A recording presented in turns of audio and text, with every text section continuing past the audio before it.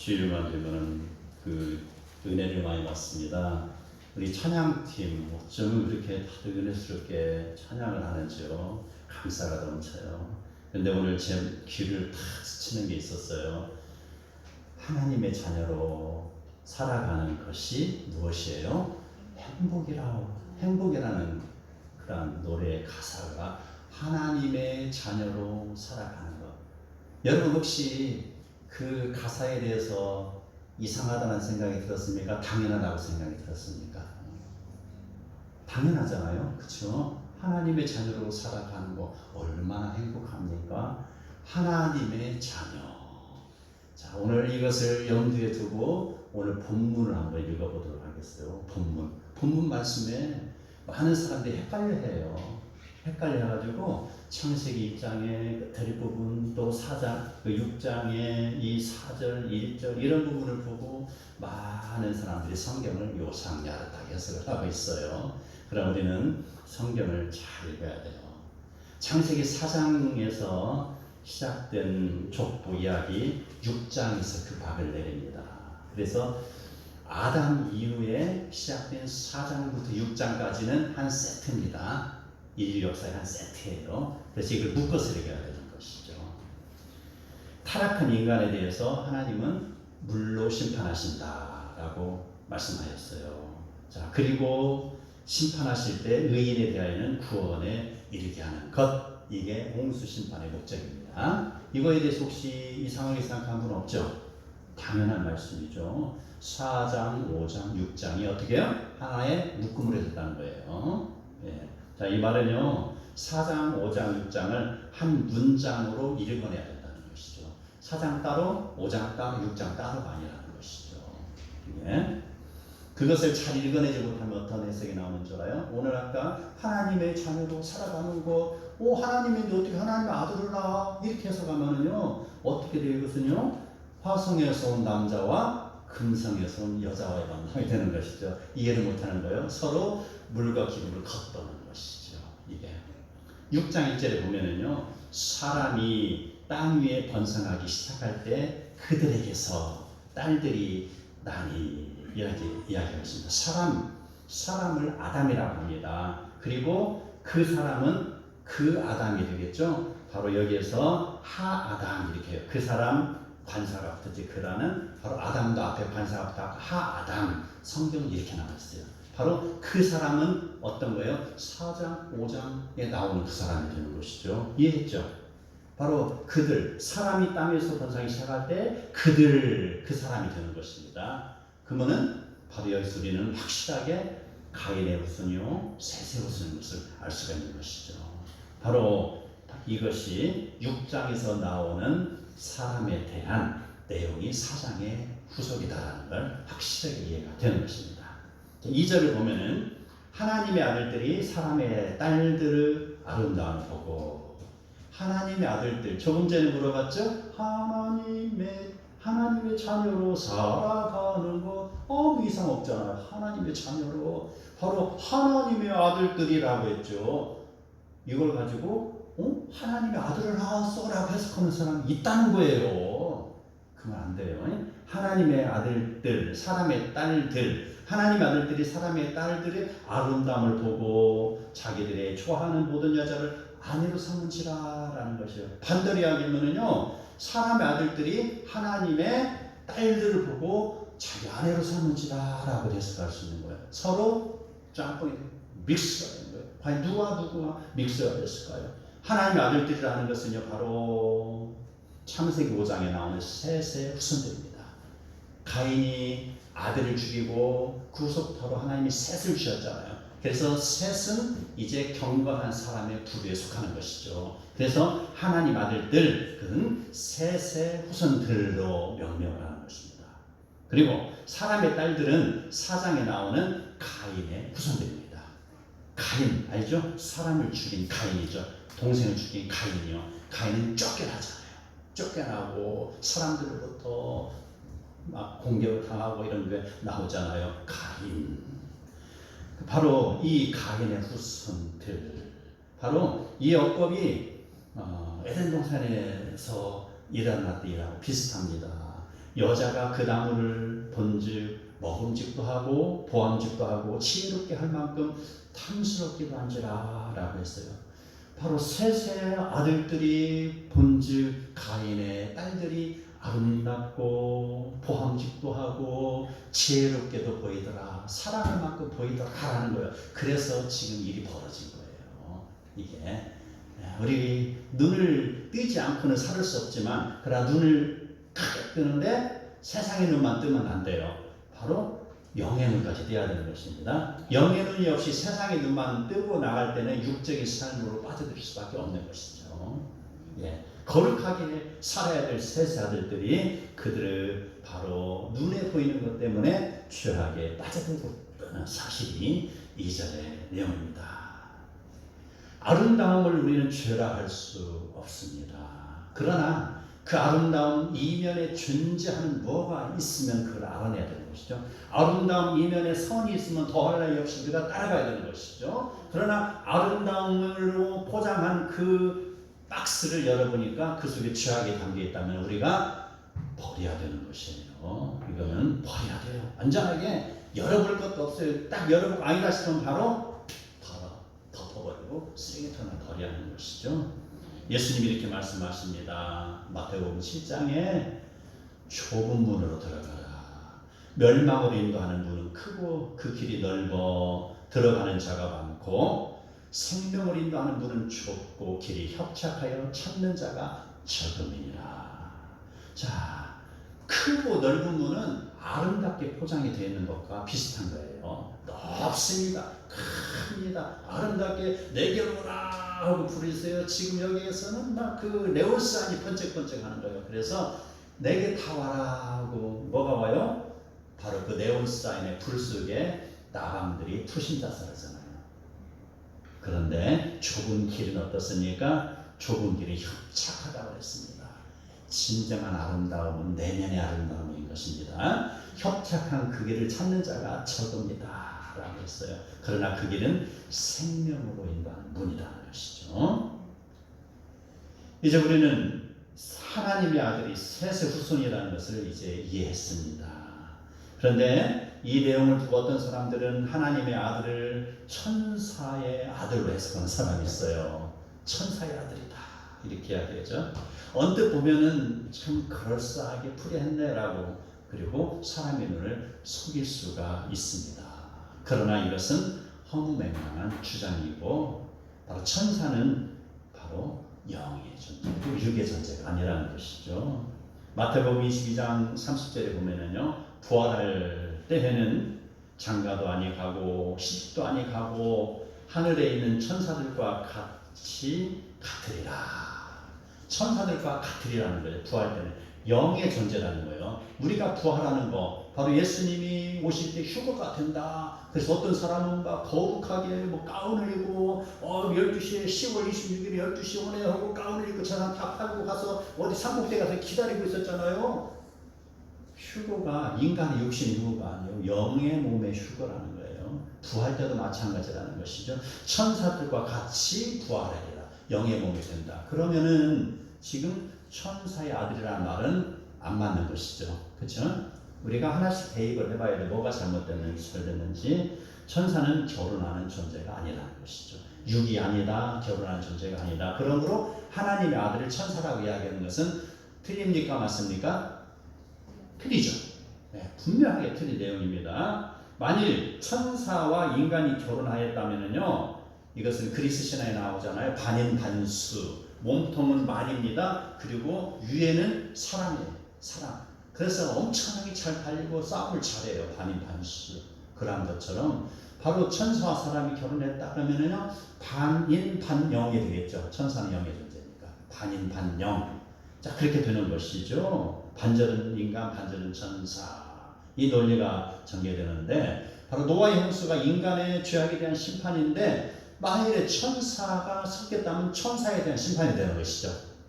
예, 굉장히 이상렬하게 흘러가게 되는 것이죠. 그럼 우리는 하나님의 아들이라는 존재에 대해서 정확하게 바로 하나님의 자녀된 것 같이 바로 하나님의 자녀들 셋의 후손으로 분명하게 이야기를 해야 됩니다. 자, 그런데 이제 다 해결된 줄 알았는데 4절에 가서 보니까 네피림이라는 것이 나옵니다. 그 땅에 나와 있어요. 네피림이 있는데 네피림이 있었다 하면요, 그 네피림은 인류의 성적인 타락으로 인하여 생겨난 존재라고 우리는 바로 이야기를 하고 있습니다. 자, 네피림의 뜻을 70인역을 보면 두 가지로 나옵니다. 첫 번째는 용사다, 장부다, 거인이다, 큰 사람을 네피림으로 이야기하고 있어요. 자, 이러한 해석을 두고 역시 네피림을 인간과 천사 사이에서 태어난 거인 이렇게 해석을 하는 사람 있어요. 거인이다. 인간으로서 그렇게 클 수가 없다라고 얘기하죠. 골리앗이 아마 2m 70이 넘었을 거예요. 우리가 대충 짐작하건데 요즘에도 보면은 어느 뭐 중국에 어느 미국에 어느 뭐 장신들이 많잖아요. 우리나라만 해도 벌써 2m가 넘는 사람이 많잖아요. 어찌 하다 보면 거인이 나올 수도 있는 것이죠. 거인. 그런데 이 거인을 갖다가 천사의 후손이다. 반인 반수다. 창세기 2장 27절에 나오는 그 내용을 잘못 해석을 해서 바로 반인 반수와 같은 개념에서 네피림이 나왔다. 그런 이단들이 그렇게 해석을 하고 있습니다. 이것은요, 그리스 로마 신화의 창작 신화 같은 내용입니다. 창작. 만들어내요. 없는 소리를 만들어내는 것이요. 자, 두 번째, 네피림에 대한 해석이 회방꾼입니다. 무법자입니다. 남폭꾼입니다. 이런 뜻이 있어요. 네피림, 아주 나쁜 사람이다라는 의미예요. 나쁜 사람인데 아주 난폭하다. 싸움을 잘한다 이거예요. 싸움을 잘하면서 나쁜 사람이다라는 것이죠. 6장 4절에 당시라는 말은요, 바로 에덴 동산에서 쫓겨난 아담의 후손이 존재하는 시기를 이야기하고 있죠. 그 후, 그 다음에 여기에서 우리는 4장으로 다시 올라가면은요, 라멕은 사람을 죽이고 소년을 죽인 난폭한 사람이다 라고 할 수 있습니다. 난폭하다, 그가 네피림이다라는 것과 이렇게 연결해서 우리가 해석이 될 수가 있는 것이죠. 그렇다면 이제 네피림을 그러한 맥락에서 라멕의 난폭함과 같이 무법자다, 약탈자다, 힘은 세지만 아주 싸움을 잘한다, 힘 세고 싸움을 잘한다, 그러한 성격의 사람을 이야기하고 그 사람들 바로 그 사람들이 세상을 이제 지배하며 나가겠죠. 유명한 존재들이 되겠죠. 그렇기 때문에 4절에서 나오는 네피림은요, 2장의 연장선상에서 우리가 해석을 해야 되는 것이죠. 셋의 아들들이 가인의 딸들과 결혼하여 자식을 낳았다는 사실은 계속해서 그 안에서 네피림이 존재할 수 있는 사실입니다. 이해하겠죠? 네피림이 나올 수밖에 없는 존재, 포악한 사람이 나올 수밖에 없는 존재라는 것입니다. 그들은 난폭하였기 때문에 이제 세상을 다 이제 이것도 내 거, 저것도 내 거 다 가지고 다 내 거야 하고 빌딩도 뺏어가고요, 그 공장도 뺏어가고 다 뺏어가요. 그러니까 그 당시 주변에서 아주 유명한 사람들이 됐죠. 폭군이 된 거예요. 그럼에도 불구하고 그 사람 밑에 한번 내가 죽을 서면 어디 출세할까 하고 많은 사람들이 몰려가지고 네피림, 유명한 자가 됐으나 그들은요 영적으로 타락하였다. 네피림, 이렇게 기계를 질 수가 있습니다. 사람이 행동할 기준 어디에서 우리가 찾을까요? 바로 우리는 하나님의 말씀에서부터 우리의 행동 강령이 찾아지는 것이에요. 자, 사람이 말씀의 규율로부터 멀리 떠나고자 하는 그 원심력이 강하면 강할수록 어찌 우리가 바로 돌멩이를 끈에 달고 돌려봐야 멀리 떨어져 나가려고 해요. 이게 원심력이에요. 이게 어찌 보면 사람의 마음과도 같아요. 탕자가 아버지로부터 보호를 받고 있음에도 불구하고 어때요? 그 스스로가 어떻게 해요? 계속해서 빙빙 돌며 세상으로 날아가고 있잖아요. 탕자예요. 이게 원심력이라는 것이죠. 그랬을 때 이런 삶을 좋아하는 거 바로 네피림과도 같은 존재라는 것이죠. 내 안에 네피림의 존재, 그런 사람의 안에 네피림의 존재가 지금 포함이 된 것. 반대로 하나님의 말씀에 가까워지려고 노력하는 사람, 이것은 뭐예요? 기준이 있어요. 이 기준에 가까우려고 엄청나게 노력하잖아요. 새벽부터 몰려들잖아요. 주의 성전을 몰려들잖아요. 바로 구심력에 의해 하나님 말씀이 바로 우리를 빨아들인다. 우리가 하나님 말씀으로 가까이 간다. 그 말씀 가운데 우리가 몰려드는 거. 자, 그런 사람을 한편 우리는 경건의 사람이다라고 규정을 지을 수도 있는 것이죠. 그래서 악한 사람과 바로 선한 사람과의 기준은 내가 하나님 말씀으로부터 빙빙 떠나려고 하는 것인지 내가 하나님 말씀으로 돌아오려고 하는 것이 그것만 봐도 어느 정도 우리가 맞출 수가 있는 것입니다. 아멘. 6장 5절 보면은 하나님이 이러한 사람의 죄악이 세상에 가득함과 그의 마음으로 생각하는 모든 계획이 항상 악함을 보셨다. 이제 그 셋의 아들들과 가인의 딸들이 결혼하고 보니까 그들이 악해졌다는 거예요. 악해졌다. 그래서 그 땅 위에 사람을 치셨음을 하나님께서 한탄하십니다. 그리고 마음에 근심합니다. 내가 왜 사람을 치었는가 모르겠다. 내가 잘못했나. 하나님도 그런 지금 착각에 빠졌어요. 사람을 만들어서 한바탕 아름다운 그런 에덴 동산을 지금 꿈꾸고 하나님 사람을 만드셨는데 만들고 보니까 이렇게 타락했다는 거예요, 사람이. 그래서 3절로 다시 또 들어갑니다. 여호와께서 이르시되 나의 영이 영원히 사람과 함께 하지 아니하리니 이는 그들이 육신이 됨이라. 육신이 됐다라는 것 바로 타락했다라는 그런 내용입니다. 우리 주변에 EM이라는 거 많이 들어봤죠. 유익한 미생물이요. Effective Microorganism. 이게 EM의 약자입니다. 유익한 미생물이에요. 자, 어떤 물질 속에 어떤 물 속에 EM 덩어리를 집어넣으면 액체를 집어넣으면은요, 그 속에 있던 미생물들이 이제 강하고 유익한 미생물이 들어가니까 이쪽 유익한 균이 되는 거예요. 그런데 그 균들 물 속에 EM이 안 들어가고 부패한 균을 집어넣으면 어떻게 돼요? 거기에 있던 모든 균들이 바로 부패균을 따라가는 것이죠. 그래서 잘하면 청국장이요, 잘못하면 뭐예요? 썩는 것, 부패되는 것입니다. 그 원리입니다. 85%의 중간이 15%의 균이 강한 15%. 자, 유익한 균이면 유익한 균으로 따라가고 그것이 부패균이면 부패균으로 따라가는 것. 그래서 이게 결정이 되는 것입니다. 이게 바로 사람은 바로 섞여서 살잖아요. 섞여 살기 때문에요. 바로 그 안에 들어가서 바로 그 혼합돼요. 혼합돼가지고 이제 믹스가 되는 거예요. 믹스가 되는데요. 여기서 육신이 됐다고 했잖아요. 바로 바사르라고 했어요. 그래서 단순히 물질적인 몸을 넘어서 죄로 인하여서 타락한 육신을 가리킵니다. 그들이 지금 육신이 됐다라고 했어요. 육신이 됐다. 3절인데 육신이 됐다라는 것은요. 지금 유익한 균과 그 악한 균이 만나갖고 어떻게 됐어요? 유익한 균이 그걸 확 끌어들여서 거룩함으로 지금 이끌어가야 되는데 그걸 하지 못했다는 것이죠. 그래서 악한 균과 만나가지고 오히려 지금 다 악해져 버렸다는 거예요. 육신이 되어버렸다라는 내용이 육신이 됐다라는 것입니다. 바로 성적인 부도덕과 육신유주의 삶을 살았다. 타락한 육신이 되었다라는 내용이죠. 하나님의 아들들이 말입니다.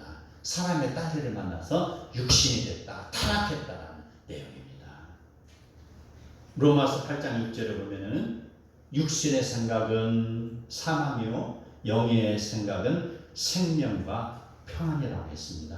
바로 사망입니까? 생명입니까? 우리가 가야 할 길이 반드시 정해졌죠. 우리가 육신을 따라갈 겁니까? 하나님 말씀을 따라갈 겁니까? 바로 정해졌습니다. 육신의 결과는 하나님인 그들에게 바로 육신의 결과, 하나님께서는 그들에게 말했습니다. 너희들의 결과, 바로 너희는 120년 후에 심판을 당하리라 라는 것입니다. 120년 후라는 것. 하나님이 창조하신 사람을 홍수로 심판하신다는 메시지가 그 안에 담겨 있습니다. 자, 이 말을 들었으면 우리는 그동안에 신앙생활 때 비결이 어때요? 내가 내 한 발이 수렁에 빠져들었으면 어떻게 하라고 그랬어요? 즉시 발을 빼라고 했죠. 근데 내가 한 발이 수렁에 빠져드는 거 인식하지 못하고 한 발 더 빠져들었다고 해요. 그때라도 허겁지겁 밧줄을 잡고 나와야 되잖아요. 그렇죠? 아멘? 그런데도 불구하고 내 발이 하나 수렁에 빠져들었습니다. 그런데 에이 한 발 더 빠져. 세 발, 네 발 들어가. 이러다가 육신의 파망이 오는 거예요. 그러면 이 사람들도 하나님의 이 메시지를 들었을 때 분명히 하나님은 무엇을 통해서도 메시지를 주었을 거라는 것이죠. 그랬을 때 하나님 잘못했습니다라고 속히 돌아오면은 120년 후에 홍수 심판은 없었을 것이죠. 그러나 그들이 무시를 하고 그냥 그렇게 주의 범법대로 살아갔다는 거, 이런 내용입니다. 자, 이에 반해서 6장 8절에는 이제 드디어 노아에 대해서 나옵니다. 노아는 하나님께 은혜를 입었다라고 기록되어 있습니다. 그때에 온 땅이 하나님 앞에 부패하여 포악함이 가득한지라. 바로 노아에게 지금 이야기하는 겁니다. 포악함이 땅에 가득한지라. 하나님 보신즉 땅이 부패하였으니 이는 모든 혈육 있는 자의 행위가 부패하였더라. 그리고 하나님이 노아에게 말씀하십니다. 모든 혈육 있는 자의 포악함이 땅에 가득함으로 그 끝날이 내 앞에 이르렀으니 내가 그들을 땅과 함께 멸하리라. 몇 년 후에?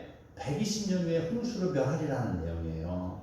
그 이후에 13, 14절에 또 이렇게 나옵니다. 하나님이 노아에게 이르시되 바로 너는 고페르 나무로 너를 위하여 방주를 만들되 그 안에 칸들을 막고 역성을 그 안팎에 칠하라 라고 했습니다.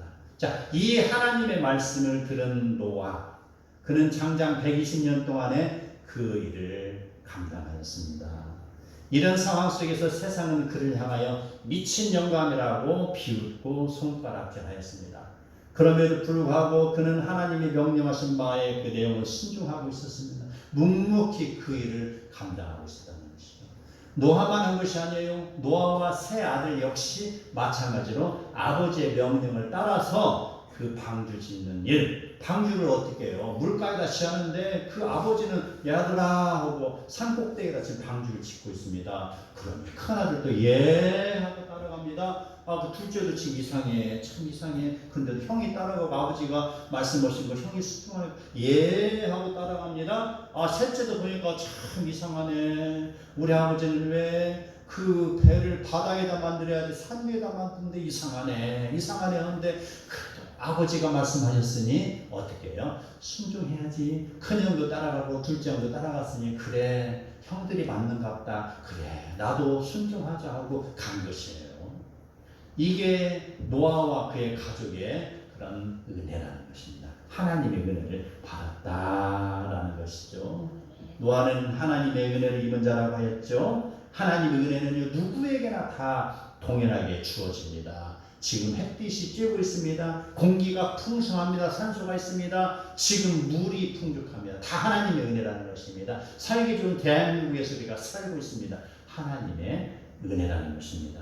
그렇지만 우리는 그 하나님의 은혜가 바로 나의 영혼의 그런 문제까지 이어지게 하는 은혜로 삼아야 되는 것이에요. 바로 아멘으로 순종하는 자들의 그런 삶이 진정 하나님의 은혜를 받는 자들인 것입니다. 하나님께서 일하시는 곳에는요, 심판과 구원이 동시에 주어진 줄 아시기 바랍니다. 은혜의 햇빛이 내리쬐지만은요, 그 은혜의 햇빛 아래 분명하게 구원받을 사람도 있고 심판받을 사람도 있다는 것입니다. 우리 인생도 마찬가지입니다. 누가 하나님의 은혜를 입은 사람입니까? 분명하게 답할 수 있습니다. 노아와 노아의 가족과 같이 하나님과 동행하는 사람입니다. 하나님이 말씀하셨을 때 예 하고 따라가는 것. 성경에서 말씀하신 내용을 아멘으로 받아들이는 것입니다. 아멘으로 받아들이고 바로 이걸 실천하는 것. 믿음은 그냥 그래 그 사건이 있었어 하는 믿음, 바로 피스티스 믿음이라는 명사로서만 존재할 때는 그 진정한 믿음이 아니라는 것입니다. 성경을 봐요. 모든 믿음이 동사로 기록이 되어 있어요. 피스티오라고 기록됐어요. 그 믿음을 아멘으로 받아들이고 나의 삶에서 실천하며 나가는 사람이에요. 노아가 하나님이 명령했을 때 예 하고 안 가면은 그런 믿음이 아니에요. 실천이 아니라는 것이에요. 예스 하고 나의 행동으로 따라 나가는 것, 이게 진정한 믿음이라는 것이죠. 이게 바로 하나님과 동행하는 사람이라고 할 수 있습니다. 세상은요, 지금도 끊임없이 나를 유혹하며 손짓하고 있습니다.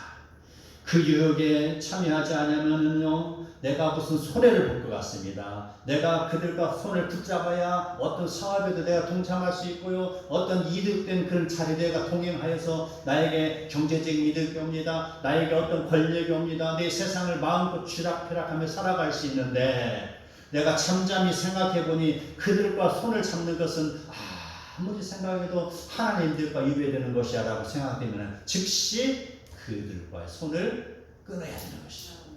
끊어야 되는 것. 바로 하나님의 말씀에 순종하고 하나님과 동행하는 인생. 그런 사람을 하나님은 바로 노아를 마지막 날 구원하신 같이 우리를 붙들어 주시는 것이죠. 하나님이 심판하실 때에 천 백성으로 바로 구원받는 백성으로 삼아 주신다는 것입니다. 이 말씀 오늘도 살아계신 하나님과 동행함으로 인하여서 구원받음에 동참하는 복된 성도가 다 되시기를 축복합니다.